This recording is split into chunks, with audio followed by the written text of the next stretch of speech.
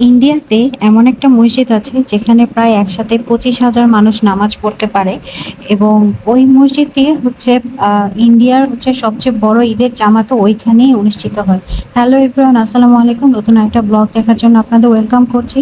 তো এই ভিডিওগুলো হচ্ছে আমি বেশ কয়েক মাস আগের, তো তখন আমি ব্লগিং নিয়ে এতটা সিরিয়াস ছিলাম না। তো আমার নিজের এমনি শখের বশে কিছু ভিডিও রেখেছিলাম, তো আমি সেগুলোকে সাজিয়ে হচ্ছে আজকে ব্লগ দেখাচ্ছি।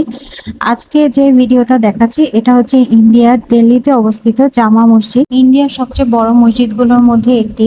তো এটা হচ্ছে সম্রাট শাহজাহান কর্তৃক নির্মিত হয়েছে 1700 শতকে। আর এটা হচ্ছে লাল লাল কেল্লা, যেটা রেড ফোর্ট, এটার পাশেই অবস্থিত। তো যারা হচ্ছে দিল্লিতে আসেন আর হচ্ছে ঘুরতে যান, সেখানে জামা মসজিদ হচ্ছে সবচেয়ে কমন একটা প্লেস, যেটা হচ্ছে মসজিদ একই সাথে হচ্ছে টুরিস্ট প্লেস হিসেবেও বিখ্যাত। এখানে হচ্ছে শুধু মুসলিম না, সেখানে বিভিন্ন ধর্মের বাইরে, দেশের বাইরে থেকে প্রচুর মানুষ আসে এই মসজিদটা দেখতে।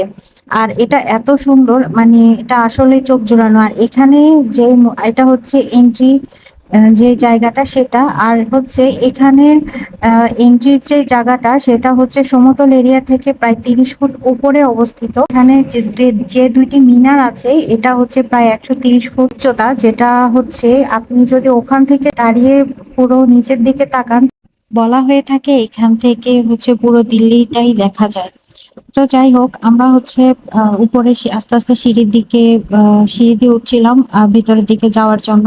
তো এখানে এন্ট্রি নেওয়ার সময় হচ্ছে একটা বড় গেট দেখা যায়, যেটা হচ্ছে পিতলের তৈরি, সামনের দিকটা আর পেছন দিকটা হচ্ছে কাঠের তৈরি। আর এখানে অবশ্যই জুতা খুলে প্রবেশ করতে হয়, জুতাটা হাতে রেখে। আর পুরোটাই হচ্ছে এখানের কাজগুলো এত সুন্দর। আর এখানে তো লাল বেলে পাথর, লাল মাটি ইউজ করা হয়েছে, লাল বেলে আর হচ্ছে সাদা পাথর, লাল বেলে মাটি আর সাদা পাথর।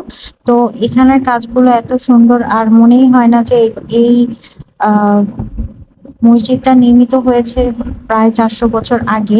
এটার কাজগুলো হয়তো দেয়ালগুলো দেখতে একটু পুরনো হয়েছে, কিন্তু এটার কোনো অংশই এখনো মনে হয় না ওভাবে ভেঙে পড়েছে বা কোনো জায়গাটা নষ্ট হয়েছে। তো এখানে অনেক ধরনের অনেক ধর্মের মানুষ এসেছে দেখার জন্য। তো এখানের কাজগুলো দেখেন, এটার কাজগুলো এত সুন্দর, এখানে যে ডেকোরেশন গুলো, আর এখানে ফ্লোরিংটা হচ্ছে আমাদের যে জায়নামাজটা থাকে ওইটার আদলে করা হয়েছে, অসম্ভব রকমের সুন্দর। আর এখানে যে ঝাড়বাতি গুলো আছে, তারপরে এই এরিয়াটা, এটা বলা হয়ে থাকে এখান থেকে সম্রাট শাহজাহান যখন ফার্স্ট এটা উদ্বোধন করা হয় তখন এখানে খুতবা পড়েছিলেন। এখানে দুজন ফরেনারকে দেখেছিলাম আমরা যখন।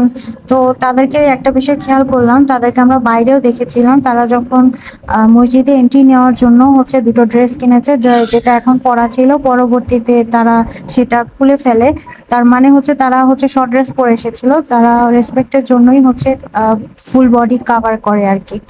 তো যাই হোক, এরপরে হচ্ছে এখানে একটা ফোয়ারাও আছে মাঝ বরাবর, যেটা হচ্ছে এখানে অজুর জন্য রাখা হয়েছে। আর এখানে গরমকালে ফ্লোরটা অনেক গরম থাকে, যার কারণে বিভিন্ন জায়গায় লাল গালিচা বিছিয়ে দেওয়া হয়, যাতে করে যারা আসে তাদের কষ্ট না হয়।